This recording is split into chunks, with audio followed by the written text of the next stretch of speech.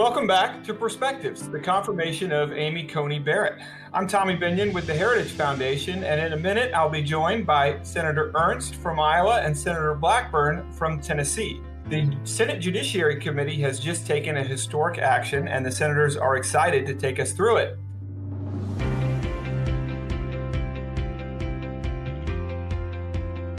Senator Ernst, where are we in this process? What happened today, and what is still to come?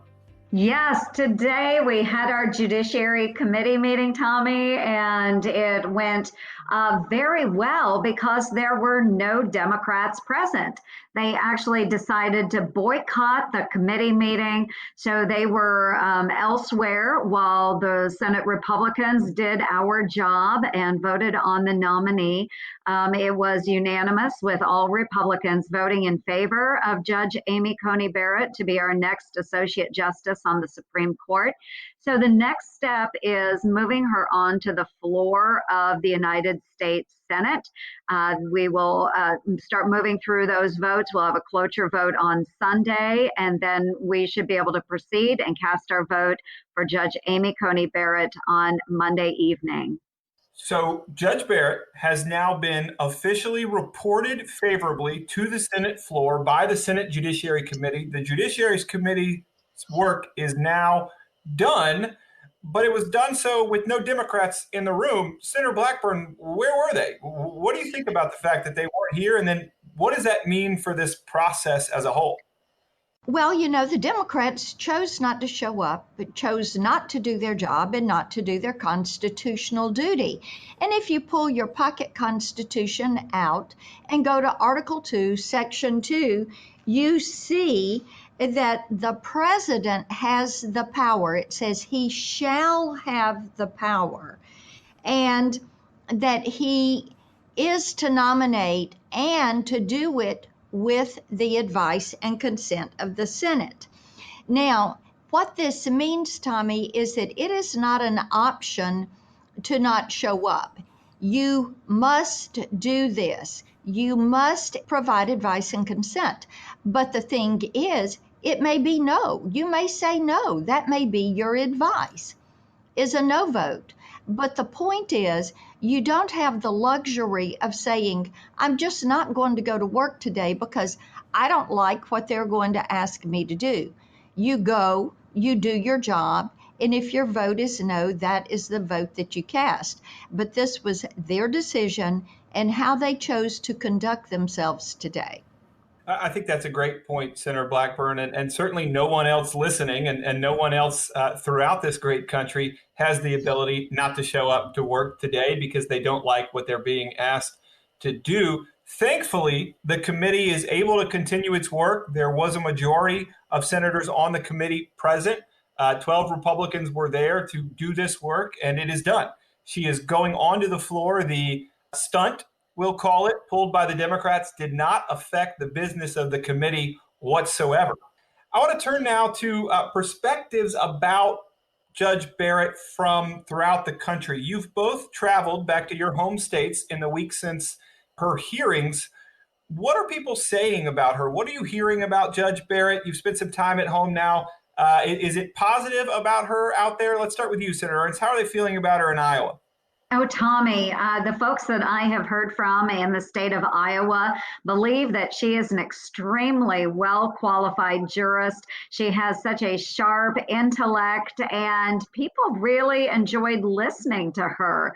She is able to provide context and reasoning and a great analytical mind, and they were providing me all this wonderful feedback, and it's the same thing I was able to experience while sitting in the committee. So I'm just very grateful that Iowans have had the opportunity to watch her, whether it was, remotely during that hearing or snippets here and there on the news. But everyone believes her to be extremely qualified. And I'm very thankful that they are so supportive of her. But yes, just by and large, Iowans are supportive. Senator Blackburn, same reaction in Tennessee? Oh, it absolutely is. People know that she is going to be a constitutionalist judge. And Tommy, here's the thing. Last week when one of the senators on the Democratic side said that they were fearful of her ushering in an era of conservative activism. What they were revealing to us is that they indeed want liberal activism on the court.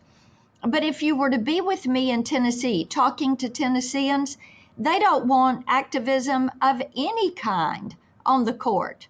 They want an independent judiciary that is going to call balls and strikes and will abide by the Constitution and the rule of law.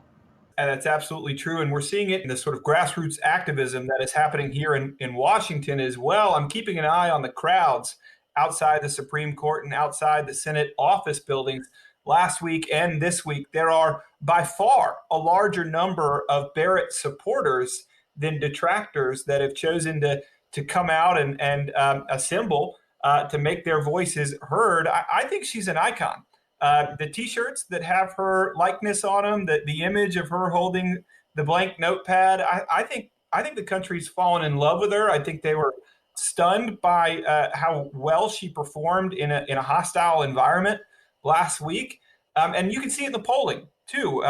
Since her introduction, the number of people that support the Senate immediately confirming her has gone from kind of a partisan 37% to over a majority. 51% of the American people now believe the Senate should vote to immediately confirm her. That's a big leap just by letting the country get to know you.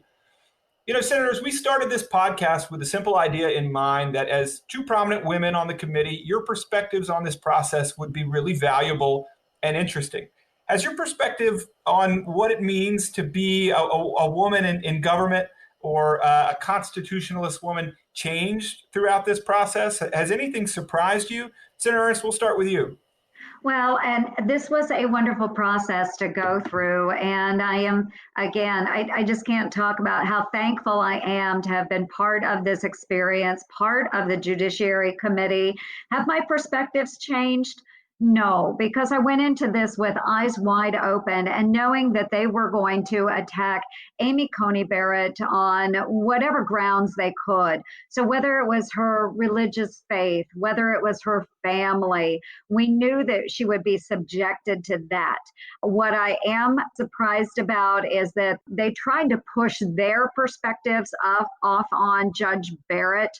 They were trying to project their feelings onto her that she would be a judicial activist, but her record shows otherwise. And they can't argue with the cases that she ruled on. They can't argue that she is well qualified, probably more qualified than anyone else out there.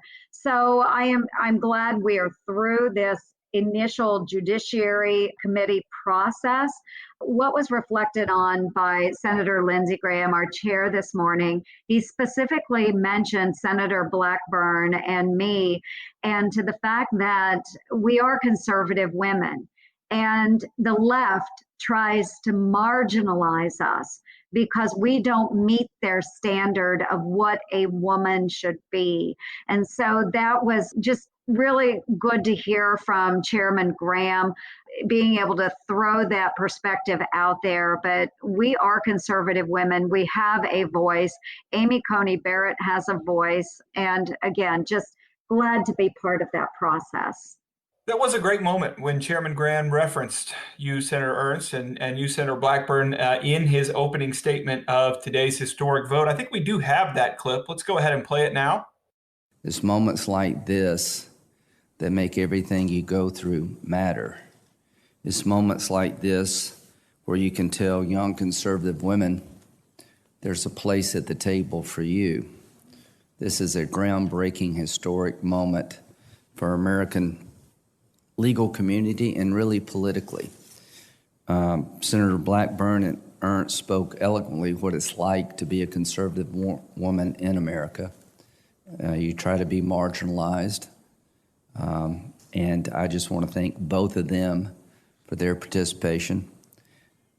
Senator Blackburn, you were also particularly poignant in your questioning about how the left has treated this particular judge. At one point during your questioning, you were trending on Twitter for how powerful your remarks were. Have your perspectives changed? Did that surprise you? And what do you think looking back on it? I think the more important question on this is what did it do to change the perspective of our Republican colleagues, of House members, of our Democratic colleagues? Did it cause them to stop and think about the way that they respond to conservative women? I have many times said conservative women are treated like fourth-class citizens in Washington, D.C., because we do not submit to the leftist agenda. And as we know, the left expects you to submit to their agenda.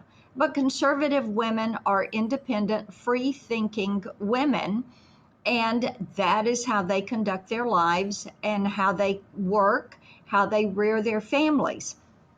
And so it has been interesting to see the response from some of our Republican colleagues and some of our Democratic colleagues that may not have thought about how they appeared to others. They have so much support from the media. They are constantly elevated and glorified and glamorized because they submit to that agenda that the left has for women. And my hope is that through this process, we will have pushed back some barriers. We will have crushed through and made openings for women to step forward and lead, whether it's in the public or the private sector. I couldn't agree more. I think truly and genuinely, the country has been the great beneficiary of the leadership that you've both shown in this moment. Fast forwarding 10 years, looking back, or 20 years, looking back on this moment, will it be historically significant? What do you hope will have changed because of Amy Coney Barrett's success in this way? We'll start with you, Senator Blackburn. My hope is that you're going to see people look back at this and say, you know, it really was silly that they thought they could block a woman because they preferred intellectual isolation as opposed to having viewpoint diversity. That really was silly. And it did not serve the cause of women furthering their careers, furthering their voice in the public sector. Senator Ernst, 10 years from now, what do you hope this moment will have? What change do you hope this moment will have affected? Well, I hope in 10 years we see many more strong conservative women that are right now, whether they are graduating high school, whether they are, university seniors, whatever the case may be, that these conservative women 10 years in the future will understand that this is exactly what a mom can do. This is what female conservatives can do. And they will know that there are no ceilings anymore for them, that they can strive and become whatever they wish to become, and that the left is not going to hold our voices back. We can determine our own paths in life. And so God bless Amy Coney Barrett, folks like Senator Marsha Blackburn, myself, other female conservatives that will continue to break down those barriers for other young women so they don't have to feel that they have to hide their faith, hide their values, to be accepted by everyone, that you can be conservative, you can achieve great heights. That's what I hope to see in 10 years. Amen. And I'm optimistic that that is where we are headed. Let's look forward for just a moment. The Senate Judiciary Committee has finished its work. Judge Amy Coney Barrett is on the way to the Senate floor. When is that vote going to be? And will there be any drama? Senator Ernst. Well, you can always expect drama. So we will move on that cloture vote Sunday afternoon, early afternoon, and we do expect to have the final vote on the floor of this Senate then on Monday evening, and she will become our next Associate Justice. Drama seems to follow the Democrats everywhere. So I do expect that we'll see shenanigans over the weekend leading up to that final vote on Monday. Senator Blackburn, feeling confident about the vote on Monday? Oh, I am. I think it is something that is going to happen on schedule. Actually, I hope we take our cloture vote Sunday morning, start the clock earlier so we can take that vote on the floor earlier in the day. Oh, man. Well, thank you very much, Senators, for your generous time. I know you're very busy. Good luck this weekend. We will be back with you once the Senate floor has concluded. In the meantime, our deepest gratitude for your perspectives. Oh, thank you. Bye now. Thanks, Bye-bye. Tommy.